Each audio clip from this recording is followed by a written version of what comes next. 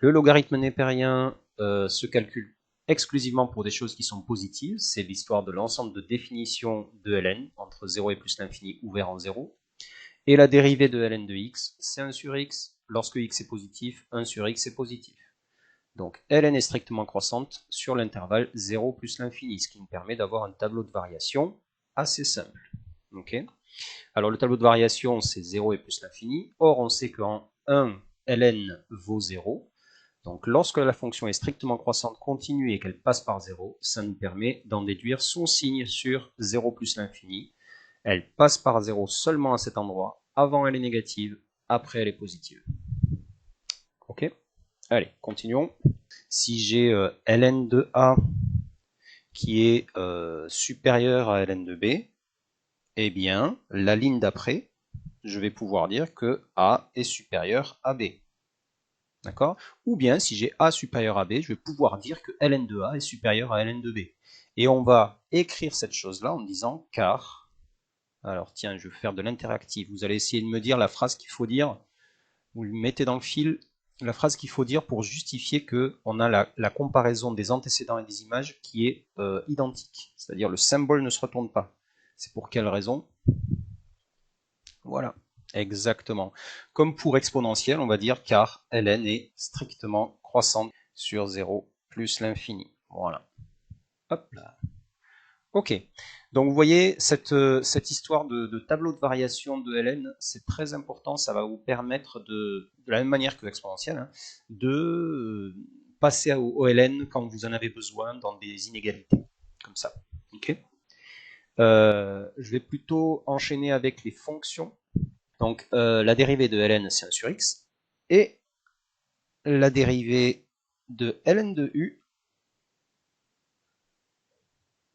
si on a une fonction u, vous voyez, ça va faire 1 sur u. Vous voyez, si de la même manière que pour les exponentielles u, d'accord, vous aviez la dérivée de l'exponentielle appliquée à u fois u', eh bien pour ln de u, vous avez 1 sur u fois u', qu'on résume en disant u' sur u.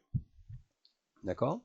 Donc la dérivée de ln d'un calcul, ça fait u' sur u. Ça va? Alors, on va y aller sur les exemples du cours. Donc vous avez f de x égale 2x plus 1 moins ln de 2x plus 1. On vous demande de faire la dérivée de cette fonction-là, mais évidemment, pour faire la dérivée, il va falloir commencer sa phrase en disant pour tout, donc ça veut dire qu'il faut commencer par chercher son ensemble de définitions. Allez, je vous laisse 2-3 minutes.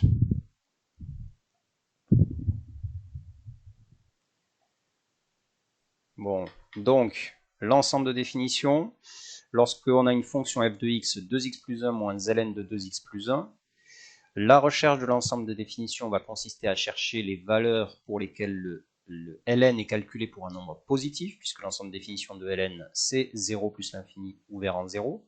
Donc on résout 2x plus 1 strictement positif qui donne x supérieur à moins 1,5. Donc l'ensemble de définition de la fonction f, c'est moins 1,5 plus l'infini. Alors maintenant, on va faire la dérivée. f de x, 2x plus 1, la dérivée de 2x plus 1 donne 2. Ensuite, ln de 2x plus 1, on a besoin de la formule ln de u qui utilise u' sur u. Alors, u, c'est le 2x plus 1. Donc, en haut, j'ai la dérivée de 2x plus 1, c'est-à-dire 2. En bas, j'ai 2x plus 1. Et voilà la solution. La dérivée, voilà sa forme. Évidemment, si on pousse l'exercice un petit peu plus loin et qu'on a besoin d'aller jusqu'au tableau de variation, il va falloir transformer l'expression de cette dérivée qui n'est pas utile là. Donc il va falloir mettre tout sur le même dénominateur. Lorsqu'on met tout sur le même dénominateur, on arrive à 4x sur 2x plus 1, ce qui permet, grâce à cette division-là, de faire les deux lignes, la ligne du numérateur, la ligne du dénominateur, du coup la ligne de la dérivée.